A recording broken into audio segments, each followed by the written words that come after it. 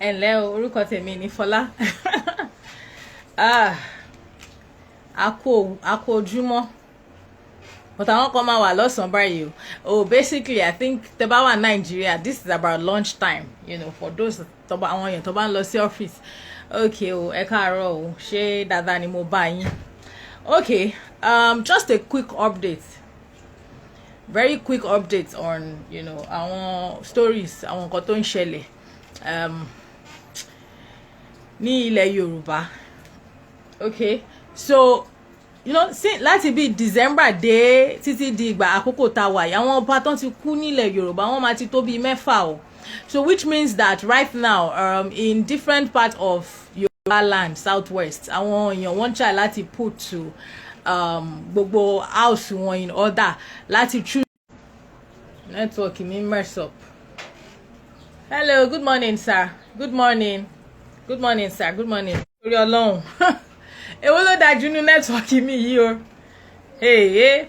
Okay o. So regarding that of the Soun of Ogbomoso, ìròyìn tó tẹ̀ wá lọ́wọ́ ẹ káàárọ̀ ní wípé 21 aspirants, that is àwọn ọmọ ọba 21 ni wọ́n indicate interest wọn láti jẹ́ the next Soun of Ogbomoso.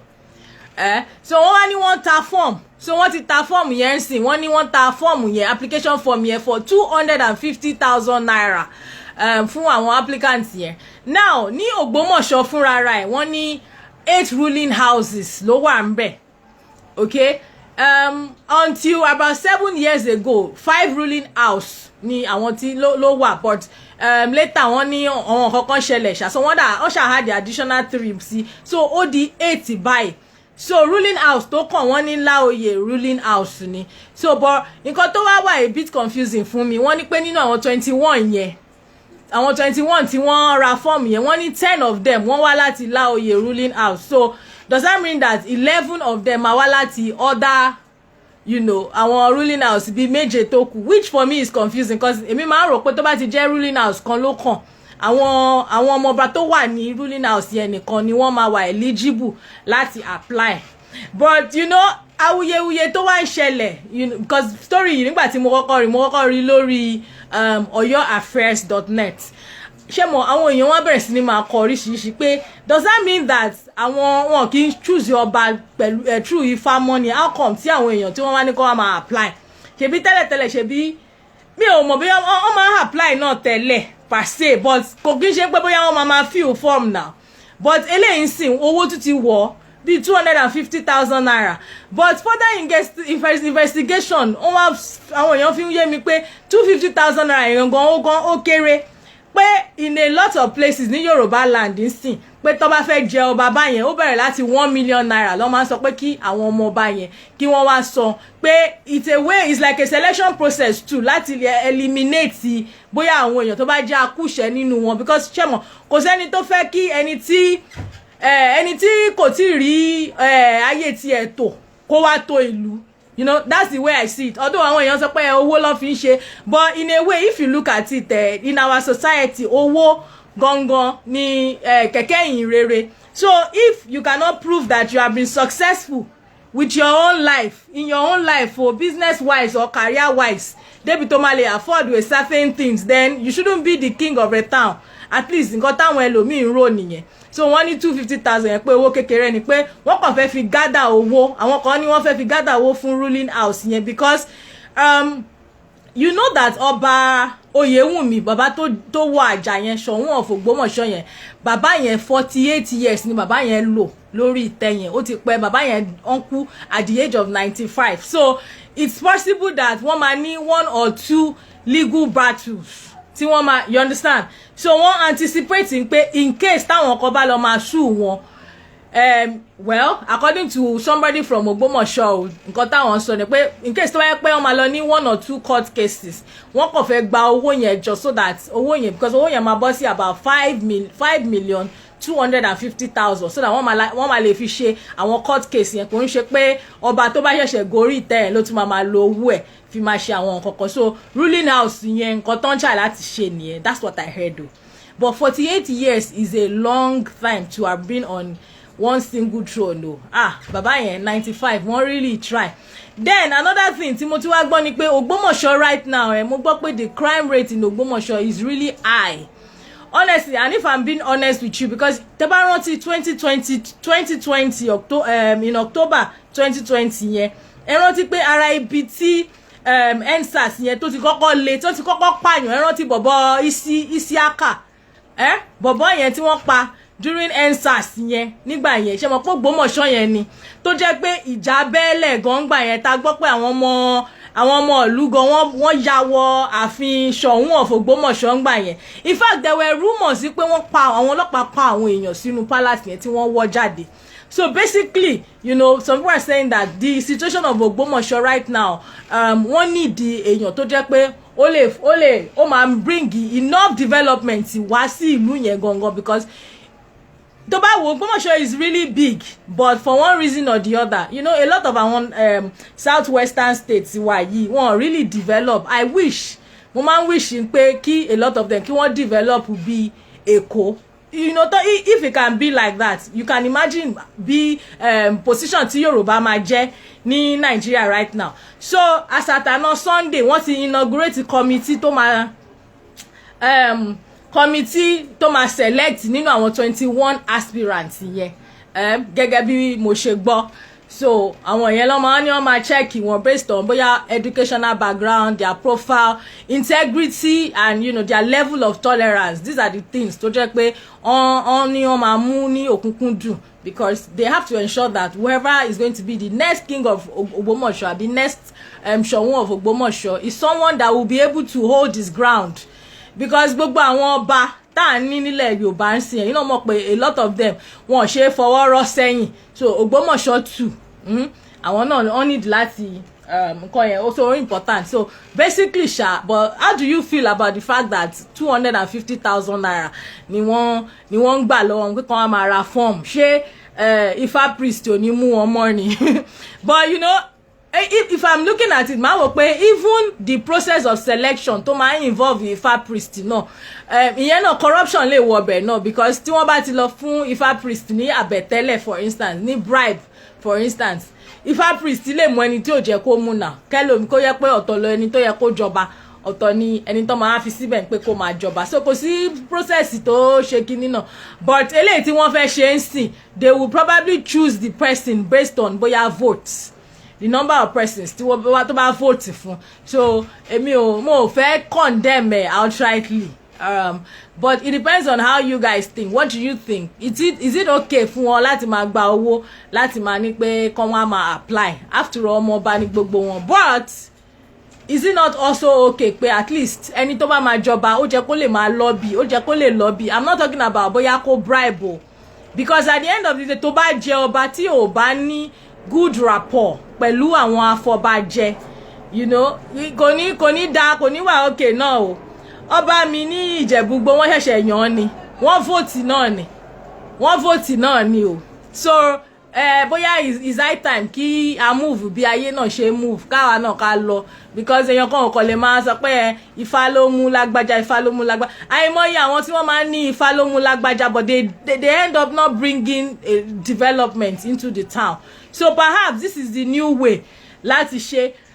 But the only thing tí kò kàn wá tí mo kàn tún wá ṣe ń wò, mo á tún rò wípé this process, after all, àwọn kan, just a selected few ni wọ́n máa vote fún kinní.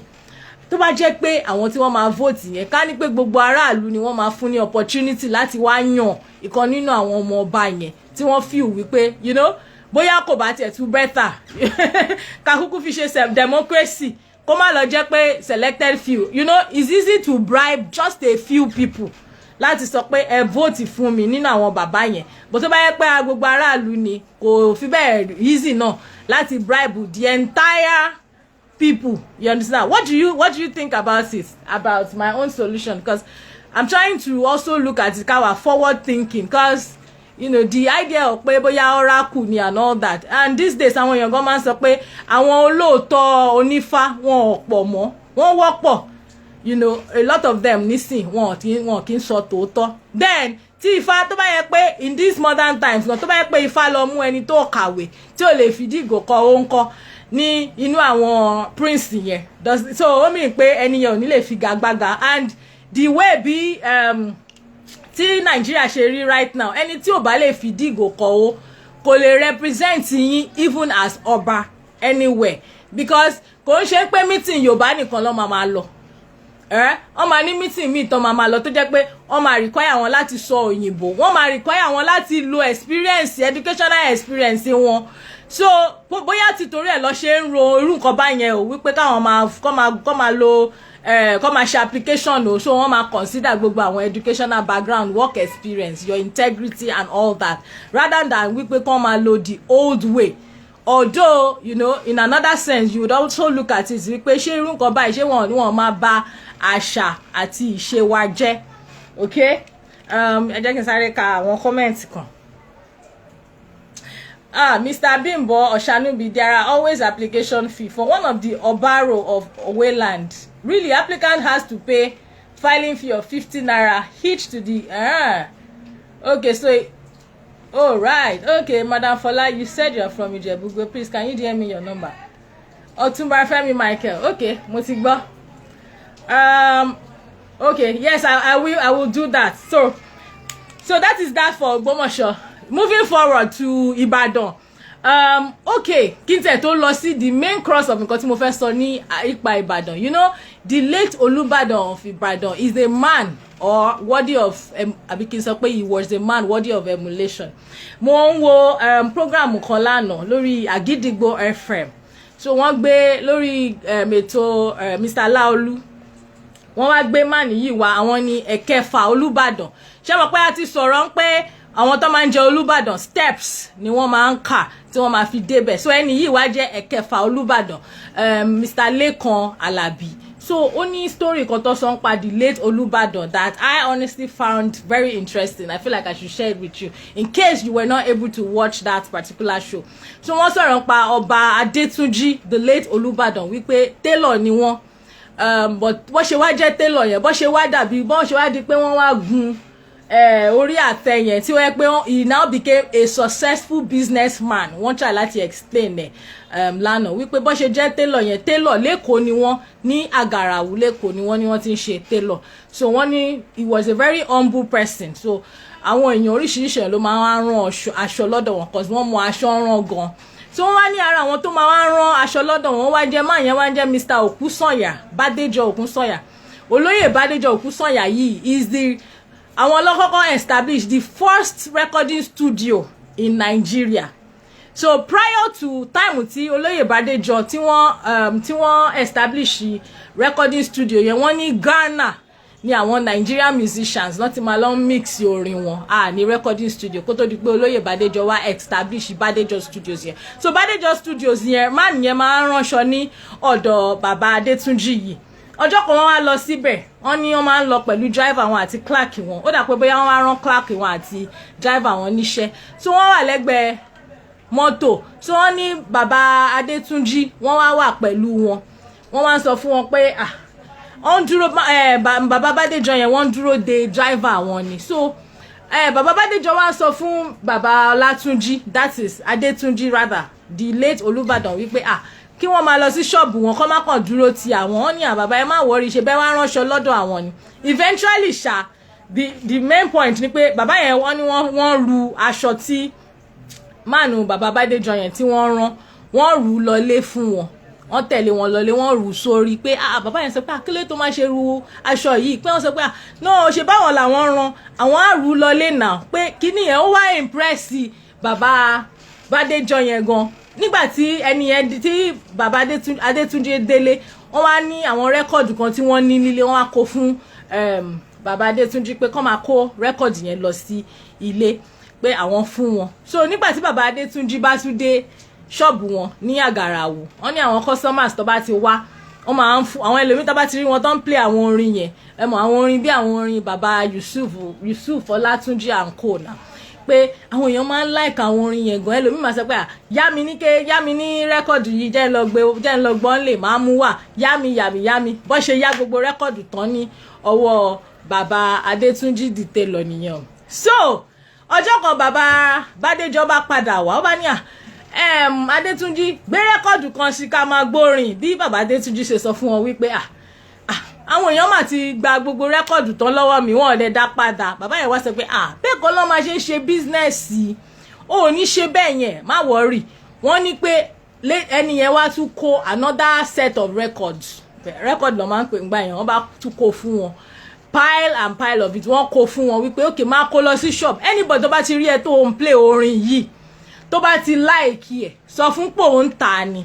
Wọ́n ní bí bàbá Adétúnjí dìde lọ bó ṣe dẹni tó ń ta rẹ́kọ̀dù orin nìyẹn o láti bẹ̀ lọ bó ṣe ń ta nìyẹn o títí tí tó fi jẹ́ pé wọ́n establish Babalaje Studios. Babalaje Studios yìí ṣe mọ̀ pé Babalaje Studios ni K1 The Ultimate ni wọ́n wà signed sí láti 1984 up till date. I thought that was very impressive, because this is like a story of grass to grace, just in case ẹni tí kò bá mọ̀ pa story yẹn. So okay, one comment kí n tó move on. Oba has nothing to do with education or experience. Supposedly he was appointed by Ifa. There's nothing concerned Ifa revelation with education or not. Okay, Editor, good morning. Okay, all right, good morning, beloved sister. Thank you. Good morning. Thank you. Anyway, going forward, let's talk about mo ti sọ story Baba Adetunji. So my point really is that humility is very good. Ṣé mo kí bàbá yẹn ṣe fún ẹrù yẹn lọlé lọ́jọ́ yẹn tí wọ́n gbé lọ. Wọ́n mọ̀ wípé láti bẹ̀ lọ làwọn máa ṣoríire láti pàṣẹ bàbá Bádéjọ yẹn. You understand? So humility, so that's something that one should emulate really. Going forward about ọ̀rọ̀ Olubadan, wọ́n ní pé meeting tí wọ́n ṣe ní last week Tuesday yẹn tí wọ́n ní wọ́n fi declare Baba Lekan Balogun as the next Olubadan pé it may actually not be valid. This is according to Saturday Tribune. So that Saturday Tribune sọ wípé ọ̀la Tuesday wọ́n máa tún ṣe another meeting. Àwọn Ìbàdàn in council náà ló máa tún ṣe meeting yìí o, and really nǹkan tí wọ́n fẹ́ lọ discuss náà ni the next ascendance yìí náà ni wọ́n fẹ́ discuss. Now nǹkan tó ṣẹlẹ̀ pẹ̀lú meeting yẹn ni pé ṣé mo all this while èmi náà mo sọ because nǹkan tó wà everywhere náà ni pé 11 ni àwọn Ìbàdàn in council yẹn. First, let me correct myself wípé wọ́n ní Ìbàdàn in council is not 11, they are actually 10. Okay, yes 11 ló yẹ kán jẹ́, but wọ́n ní pé post tó jẹ́ Seriki tó jẹ́ kó jẹ́ last one wọ́n ti yọ kúrò. Won't accept it. So there's no more Seriki amongst the Ibadan in council. Okay, we need to make that point very clear. So now from our 10 yẹn, Ìyálóde wà lára àwọn 10 yẹn. So which means that we have 9 men nínú Ibadan in council. Ìyálóde ló wá jẹ́ ẹlẹ́kẹwàá, because èmi náà mo sọ pé àwọn bíi mẹ́wàá wọ́n dádé. That's the point though. So ẹ mọ̀ pé tó bá yẹ pé Ìyálóde wà lára àwọn mẹ́wàá yẹn, definitely Ìyálóde ò dádé now. So that has to be kò ń ṣe àwọn mẹ́sàn-án, because Baba Ládòjà ò dádé, so àwọn 8 ni wọ́n máa dádé yẹn. So basically that's it, mo ti clear yẹn. So now reason tí wọ́n ṣe wá ní pé wọ́n fẹ́ hold another meeting wípé the previous one yẹn lè má wà valid ni wípé wọ́n ní number 1 tí wọ́n bá fẹ́ choose, yes lóòótọ́ àwọn kingmakers which is the Ibadan in council àwọn ló máa ń choose the next ọba, wọ́n wá kọ lẹ́tà sí governor, and it has to be within 2 weeks tí ọba wàjà. Okay, so wọ́n ní pé wọ́n máa kọ lẹ́tà sí governor máa wá approve. Okay, so now nǹkan tó wá ṣẹlẹ̀ ni pé wọ́n ní pé number 1 ni pé tó bá fẹ́ choose the next Olubadan yẹn, ẹni tó jẹ́ kó jẹ́ the next Olubadan kò ní sí on seat. Ṣé mọ̀ pé the way bí ascendancy Olubadan ṣe rí ó ti wà laid down pé okay ọ̀tún Olubadan ló máa bọ́ sí position Olubadan tí Olubadan bá wàjà. So and in this case meeting tí wọ́n hold last week yẹn, Baba Lekan Balogun was part of them.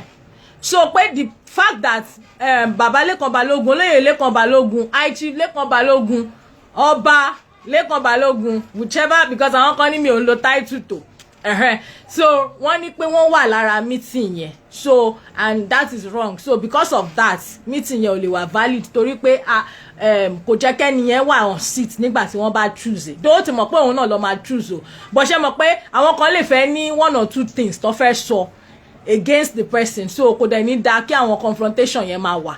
so pé kò yẹ kán sí ní meeting yẹn in the first place. That is one. Ẹ jọ̀ọ́ ẹ bá mi share show yìí o, ẹ bá mi share, ẹ bá mi share, ẹ bá mi share, ẹ bá mi share. Thank you. So that is number one. Number two ni wípé wọ́n ní pé the Iyalode was not around when that meeting was held. And Iyalode is very important to the selection process, knowing fully well that Iyalode is the only representative of women nínú gathering Ìbàdàn in council yẹn. So the opinion of Iyalode has to be respected. So oni Iyalode ò sí ní on ti sí ní Ọ̀yọ́ state ní gbogbo ìgbà tí gbogbo nǹkan yẹn ń ṣẹlẹ̀. So wọn lè ṣe lẹ́yìn Iyalode. Well, I don't know. I'm just saying because got táwọn lawyers sọ ni mo sọ fún yín. That is number two. Number three ni wípé wọ́n ní pé meeting tí wọ́n ṣe yẹn. Ṣé rí ẹ mọ̀ kí lẹ́ǹkan mo sọ pé bàbá kan wá sórí show Àgídìgbò wípé ẹ̀kẹfà Olúbàdàn ni wọ́n. Now ẹ̀kẹfà Olúbàdàn belong to Ìbàdàn in council. In the same vein wọ́n ní pé meeting tí wọ́n ṣe yẹn ẹ̀karùn àti ẹ̀kẹrin Olúbàdàn was part of the meeting and that's not supposed to be. Àwọn yẹn wọn tí dé council. Ẹ̀kẹta Olúbàdàn ni bulk yẹn stop sí the way bó ṣe máa ń kà mọ̀ from Aṣípa to Balógun to this to that. So ẹ̀kẹta ni last one tó wà ńbẹ̀ tó jẹ́ pé mọ̀ pé mo sọ pé 10 ni wọ́n lẹ́ǹkan yẹn but wọ́n sọ pé meeting tí wọ́n ṣe yẹn ẹ̀karùn and ẹ̀kẹrin was part of it. So because of that kò lè jẹ́ kó wà valid. That's number 3. Number 4 tó wá jẹ́ gbòógì ńbẹ̀ ṣé mọ̀ Ìbàdàn wọ́n respect this is like an age kini kedani, okay? So wọ́n ní tó bá fẹ́ ṣe selection yẹn the person that is next to Ọ̀tún Olúbàdàn gangan ló máa ń choose ẹni yẹn ló máa choose pé ẹni yìí o òun ni ọba kan next òun ló máa nominate wọn. And in this case òsì Olúbàdàn is Ládọjà. Baba Ládọjà wọn dey jẹ́ part of that meeting. He's supposed to actually be the one to nominate him pé oh Ọ̀tún Olúbàdàn o òun ló máa jẹ oyè next yo. You understand? Just like a form of respect. So wọ́n ní pé so because of that that meeting may not be, is not considered valid. However, another meeting will be held tomorrow. So hopefully by tomorrow, all of them will be able to sort out gbogbo àwọn nǹkan tó bá dàbí issue, which is non-issue really for most people.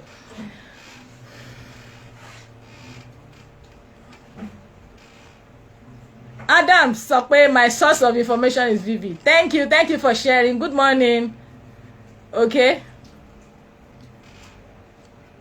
Mori, okay. Good morning, beloved sister. I'm the one that chat you up on WhatsApp. Okay, Comrade Shirt on Gafra. Okay. All right, thank you. Anyway, so basically that is it for the Olubadan. Oh no. Comment yín síbẹ̀ kẹ́ bá mi share kẹ́ bá mi like post yín. So moving on because mi ò fẹ́ rojọ́ jù lẹ́ni. Moving on. Ẹ̀yin tẹ́ bá ní comment ẹ kọ síbẹ̀ máa kà jáde mo fẹ́ rojọ́ jù. Let's move to the case of MC Oluomo as the Oba of Oshodi. Ṣé pé I think it was 2 or 3 days ago mo rí video kan lórí Facebook. Ni wọ́n bá ń kọrin o, Wasiu Ayinde ló ń kọrin o. Wọ́n ní pé àwọn ti lọ́ba lóṣòdì. Wípé MC Oluomo ni ọba àwọn lóṣòdì. Hey. Okay o, MC Oluomo náà wá wà ń party yẹn ló bá ń jó gbogbo wọn jó mo pé ṣé ọ̀rọ̀ yìí a máa rò bóyá ọ̀rọ̀ yìí kékeré ni. A lot of people see share opinion báwo lẹ MC Oluomo máa ṣe jẹ́. Àwọn kan sọ pé MC Oluomo ọmọ Òṣòdì ni, àwọn kan sọ pé MC Oluomo kì í ṣọmọ Òṣòdì. Anyway, orin yẹn dùn gan o. Ó kàn jẹ́ pé mi ò kàn lè kọrin yẹn ni torí Facebook mi ò fẹ́ mo ń jà láti get monetization and mi ò dẹ̀ lè kọ orin. Orin yẹn dùn gan.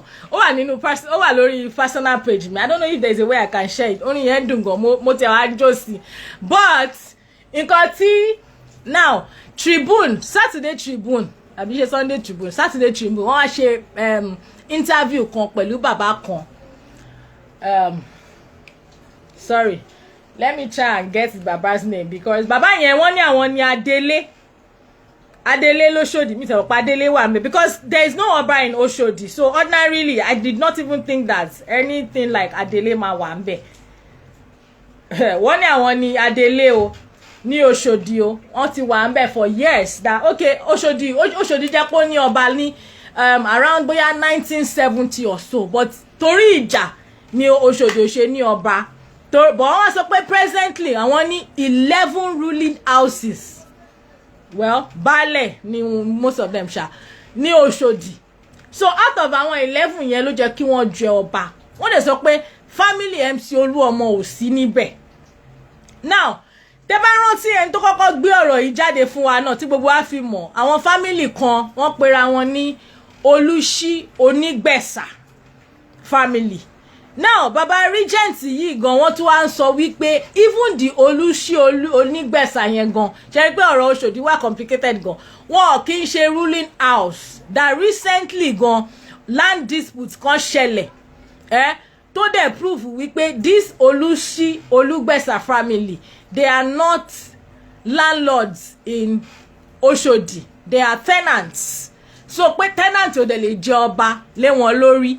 So àti MC Oluomo o àti Olúṣí Onígbẹ̀sà family o wọ́n ní pé tenant ni àwọn méjèèjì, wọn ò dẹ̀ lè jọba. So at any point tí governor Lagos State bá approve anybody pé kó wá jọba, it has to be from àwọn 11 ruling houses here, and it has nothing to do with MC Oluomo.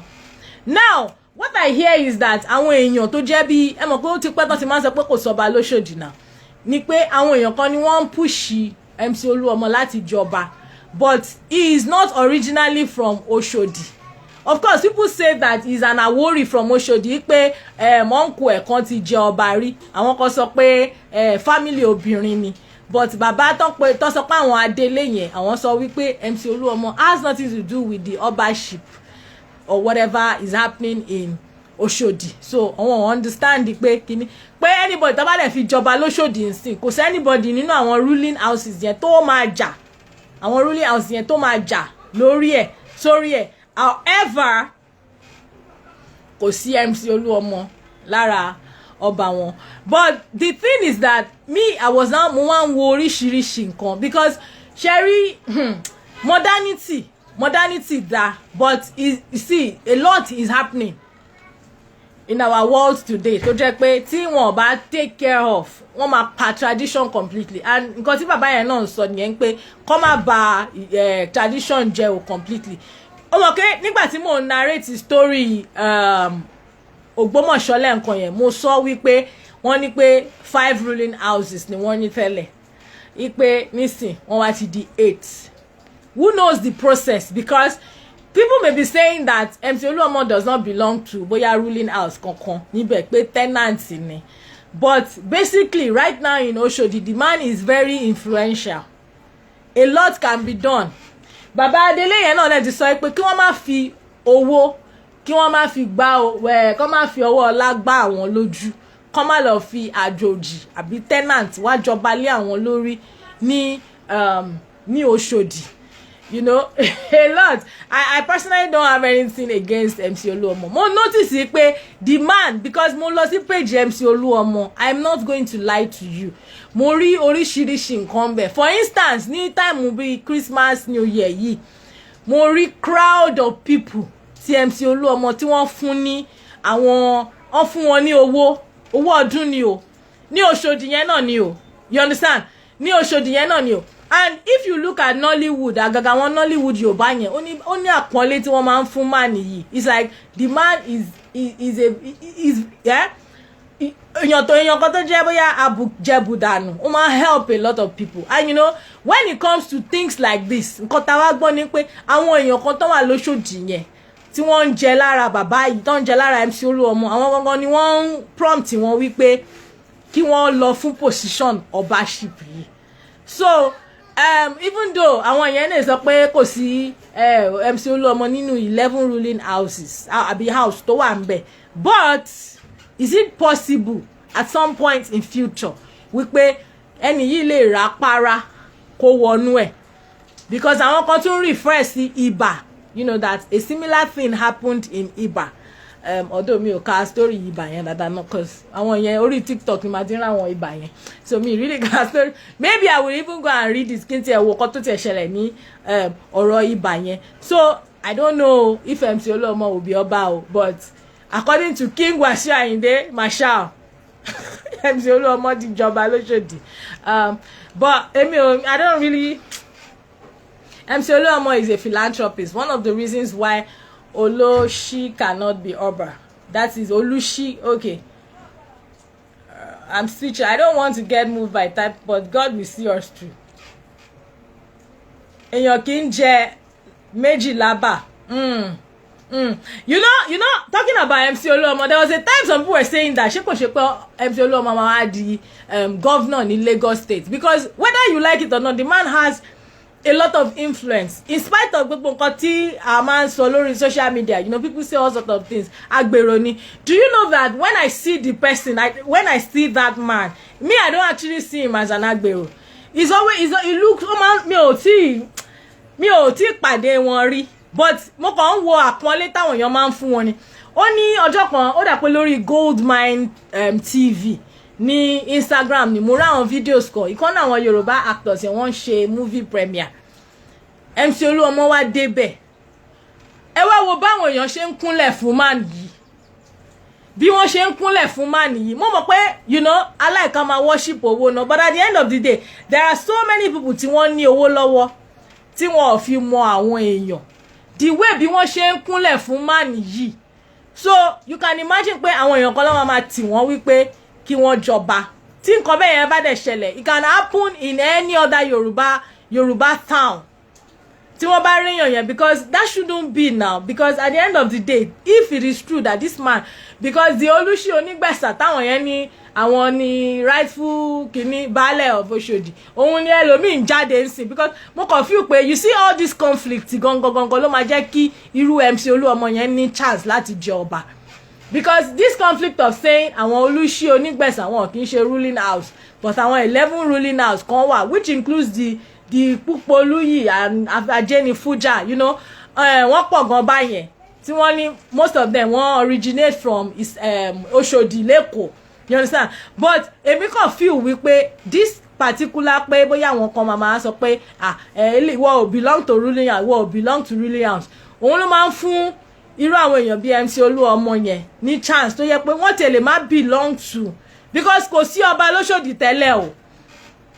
So how did they now come about the ruling house that we're talking about? Baálẹ̀ ni wọ́n máa ń jẹ. But of course, ṣebí tí wọ́n fẹ́ jọba, ṣebí lára àwọn baálẹ̀ náà ni wọ́n máa ń lò. Because according to story pé 1970 wọ́n ti fẹ́ fọba jẹ tẹ́lẹ̀ yẹn. Between them, they couldn't agree.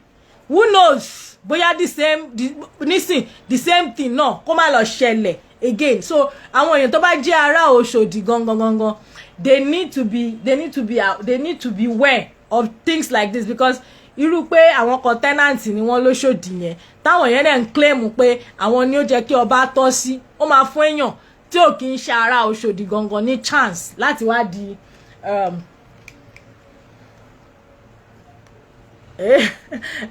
sọ pé MC is sleeping with them. Well, àmọ́ yẹn náà, àmọ́ pé partially you are right by moving to civilization. That's Oloshi kì í jẹ ọba. But do you know your perspective is the one of the reasons why our culture has been corrupted and manipulated?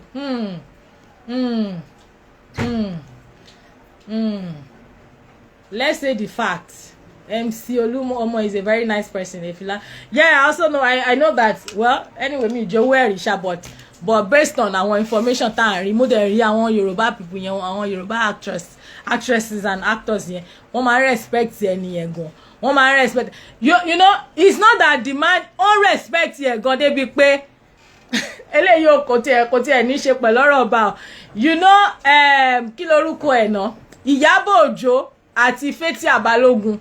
Wọ́n jà for 2 years. Tí wọ́n máa ń ṣèdè ara wọn ní orí social media. You know, ìjà gidi ni o. Ìjà pé wọ́n sọ pé èèyàn kan lọ ṣèdí ní Turkey.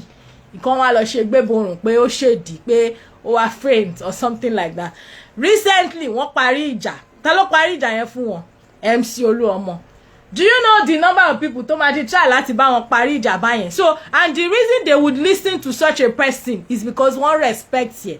So, as much as people go on and on about ẹni yìí o, agbèrò ni o, kíní kan ṣe kíní kan ni o, but the truth is that ní àwọn apá kan, àwọn kan, you know, because mo feel pé tó yẹ kí màá yẹn jẹ́ ruffian, bó ṣe jẹ́ bá ṣe máa ń wo àwọn agbèrò generally, tó yẹ kí màá yẹn jẹ́ ruffian báyẹn ni. A lot of àwọn èèyàn yìí gan wọn ní fún ní respect, apart from pé owó tí ó ń fún wọn o, apart from pé bóyá maybe sleeping with some of them, you understand? But so whatever the case may be, whether they make him king or not, it's not my business. I'm just bringing you the news.